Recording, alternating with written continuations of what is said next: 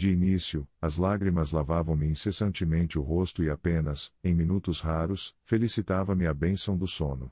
Interrompia-se, porém, bruscamente, a sensação de alívio. Seres monstruosos acordavam-me, irônicos, era imprescindível fugir deles. Capítulo 1, Livro Nosso Lar, Espírito André Luiz.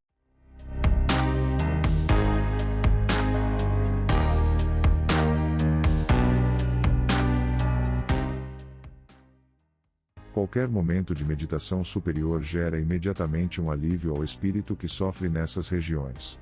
As lágrimas momentâneas lhe abençoava com o repouso. Dormir não é um privilégio para quem está nessas regiões. Espíritos malfazejos desejosos de dominação e perturbação não permitem qualquer ensejo de paz. Por isso André Luiz se movimentava em uma viagem sem fim. Acreditamos que cada minuto de lágrimas do André é uma expressão da mente que acumula forças para raciocinar. Sentimentos que mudam e faculta a saída desse sofrimento temporário. O problema do André Luiz não é o ambiente externo, é o seu ambiente interior. O fato do espírito desencarnado poder dormir parece algo novo. Espírito cansa? Espírito precisa repousar?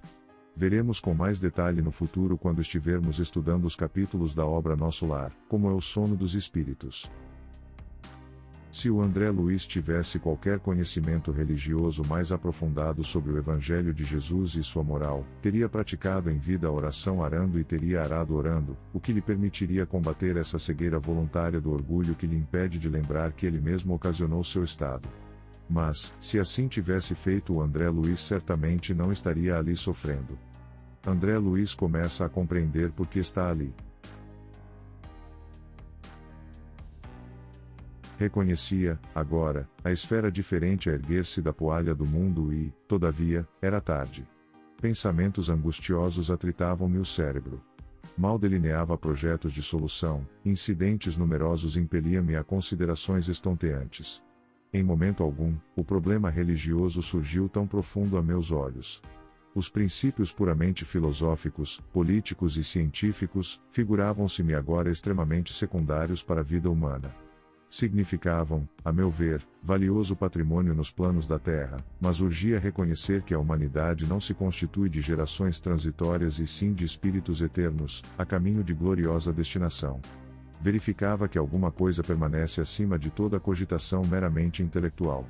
Esse algo é a fé, manifestação divina ao homem. Capítulo 1, Livro Nosso Lar, Espírito André Luiz.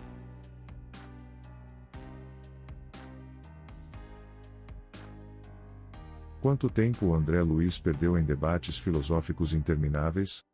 Perdemos tempo na experiência da vida acumulando recursos de conhecimentos intelectuais e morais, sem a aplicação dos mesmos em proveito do próximo e de nós mesmos. Mergulhamos no orgulho e nos prendemos aos vícios morais e materiais muitas vezes, acreditando que por estarmos nesta ou naquela religião estaremos resolvendo o problema da fé e da salvação. André estava sofrendo da síndrome da mente acelerada. Não conseguia fixar uma única ideia sem que outra lhe viesse à mente. Quando acalmou a mente, conseguiu refletir a causa do seu estado atual. Será que esse momento de calma de André Luiz não teria a participação da sua mãe e de outros espíritos? Eu acho que sim. Como veremos no decorrer da obra que sua mãe e outros nunca o abandonaram. No Evangelho segundo o Espiritismo encontramos que fé inabalável só o é a que pode encarar frente a frente a razão, em todas as épocas da humanidade. Na Revista Espírita de 1869 veremos essa citação. Em vez da fé cega, que anula a liberdade de pensar, ele diz, não há fé inabalável, senão a que pode encarar face a face a razão, em todas as épocas da humanidade. A fé, uma base se faz necessária e essa base é a inteligência perfeita daquilo em que se tem de crer. Para crer, não basta ver, é preciso, sobretudo, compreender. A fé cega já não, é para este século.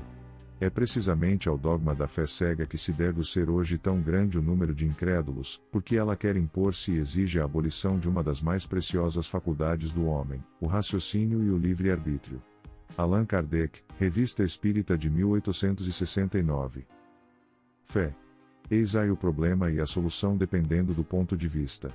O que entendemos por fé? Era essa fé que André Luiz sentia falta nesse momento de dor, para encarar com a razão o momento que passa.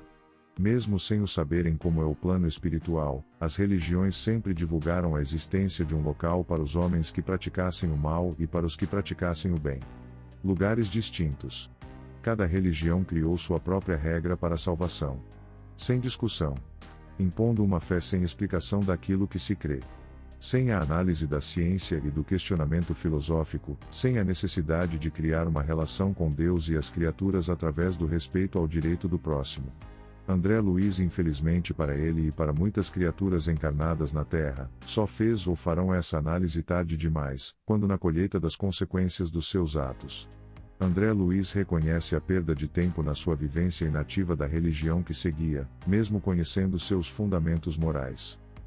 Perdeu tempo em discussões filosóficas, políticas e científicas, sem nunca analisar a essência espiritual do ser.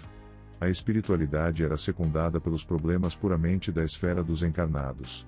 Se somos eternos, qual a razão de perdermos tempo em discussões que ficam aqui na dimensão material, sem nenhum proveito para a vida espiritual? Veremos no próximo estudo as consequências de conhecer o Evangelho de Jesus sem a prática. Um grande abraço a todos e a todas. Saúde e muita paz.